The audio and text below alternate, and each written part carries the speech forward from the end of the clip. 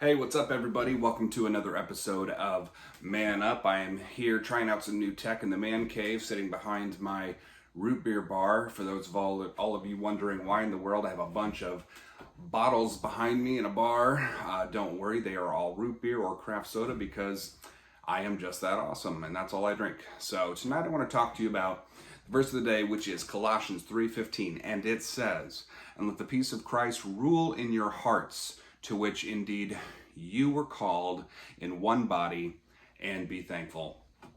So you might remember a little while back I shot a video kind of on site in some nature talking about how you can have peace today, you can have peace that surpasses understanding, you can have peace in the middle of this crisis.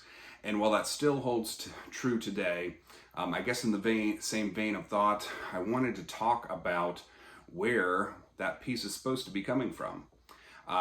If I'm being honest, I feel like you can't even get onto social media or Facebook or anything right now without feeling all of this pressure and judgment to essentially hold other people accountable for your peace.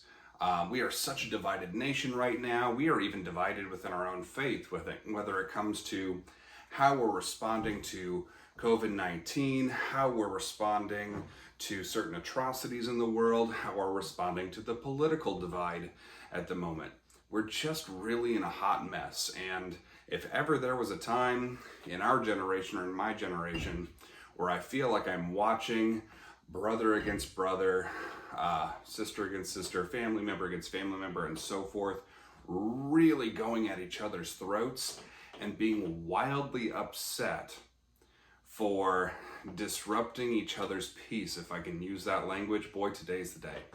And like I said, I feel like you can't even get onto social media or Facebook or anything nowadays without seeing post after post about how awful somebody else is, somebody who disagrees with us, how awful they are, and how much they are destroying the peace in the world.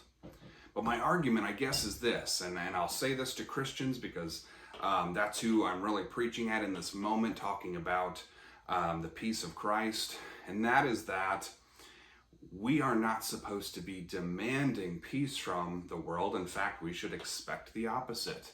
A world that is without peace because it doesn't know Christ and doesn't have Christ. But rather, instead of judging the world based on whether it's delivering peace into our lives, we should be the peacemakers.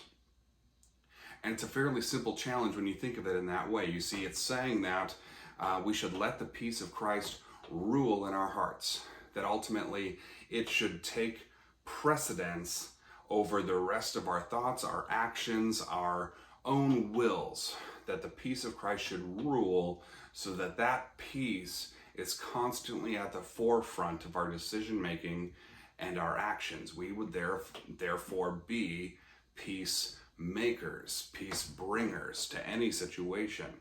And it says that we are called to do so in one body, that we should be unified as the universal church, unified as the body of believers, the body of followers of Christ, to deliver that peace that surpasses understanding to the world.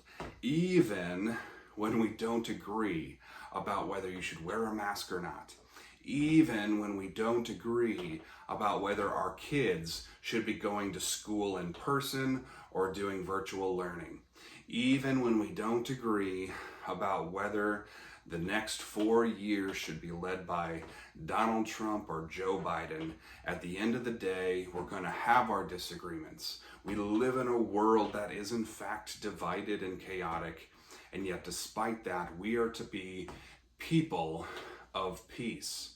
So my challenge for you is to rethink how you're interacting with the world, to examine what the world is getting from you. If you're the kind of person that every time somebody reads your post on Facebook, and I'll just use that as the stereotype, if you're the person who every interaction somebody has with your Facebook posts feels like it's one of judgment or division or casting blame or whatever, you're probably not a peacemaker at the moment.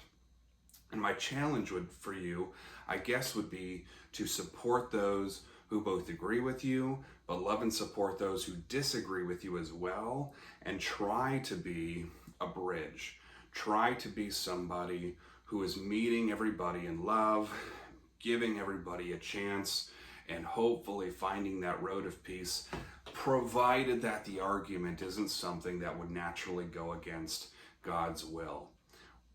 None of this is going to change overnight. In fact, if we're really being honest, we were warned by Jesus himself and the prophets and everybody else that if we think that this world is just going to get better over time, we're looking through the wrong lens. It's going to get worse. And the best that we can do with a broken world is to try and bring as much Jesus to the picture, bring as much Jesus to the table and to the party as humanly possible, and try to love everybody exactly where they're at and show them the truth and the way, the life, and the love of Jesus, who chose to come down even though we probably disagreed with him a whole bunch on a lot of stuff. And he chose not just to bring peace and love where we were at, but he chose to die for us and to let himself be hung on a cross to bring us salvation that we didn't deserve. So let's bring that peace and let's start to deliver some grace and mercy undeserved, especially to those that we disagree with in the world today. That's my challenge for you. Have a good one.